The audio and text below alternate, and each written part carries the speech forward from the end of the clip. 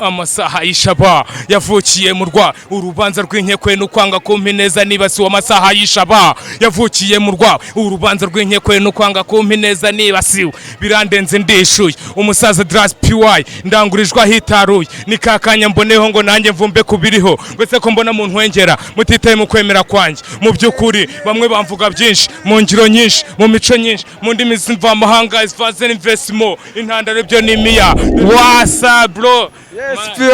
PY ni neza nari bro uri guhigira umugati nawanga shaha nanjye niho nkorera ubuzima bwa buri munsi wakora iki shaha ewana ncuruzi cyangwe urabibona nawe ukuntu mba nifunze niki urumva kuri ya safari yanjye urumva ngende umunyacyangwe mani hano uri umunyacyangwe akazi kawe ka buri munsi ewana abana ndakunyambika nkamera neza cyambika abana guhera hasi kugeza hejuru kagenda uzanyambika kanyaguza umva nkawe gutya byibuze kwi jeans yawe kwi t-shirt yawe kwi pantaro yawe y'umukara ewana gutya ubundi ngewe bamise nshimira umuntu wakwambitse bro ngankubita imirongo ya danje ku buryo nitevuga ati dore PY niwe turi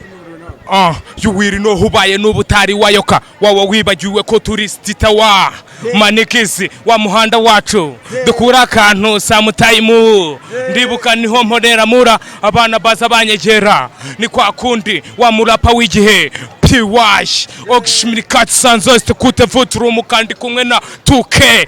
muri studio gizi home uzi nk'umuntu wakwambitse tujya guhuza ariko ngiye namurusha uko nari kugushyiraho na banda nitukura nayo banyifite waba wujuje inzozi zanjye ubu gutya ahangaha niza nkwereke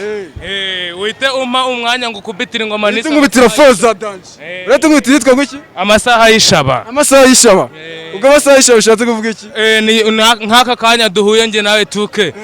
ubu naya ni amasaha y'ishaba amasaha y'ishaba kuri nde kuri ngiye kuri wowe kuri PY man PY the real gangster amasaha y'ishaba yavukiye mu rwa urubanza rw'inkekwe n'ukwanga kumpa neza nibasiwe amasaha y'ishaba yavukiye mu rwa urubanza rw'inkekwe n'ukwanga kumpa neza nibasiwe birandenze ndishuye umusaza Dras PY ndangurijwe ahitaruye ni kakanya mboneho ngo nanjye mvumbe kubiriho gwese ko mbona mu ntwengera mutitaye mu kwemera kwanjye mu byukuri bamwe bamvuga byinshi mu ngiro nyinshi mu mico nyinshi mu ndimi z'imvamahanga isvaze investment intandaro byo nimiya dore ko ineza yisubiyemo hahirwa PY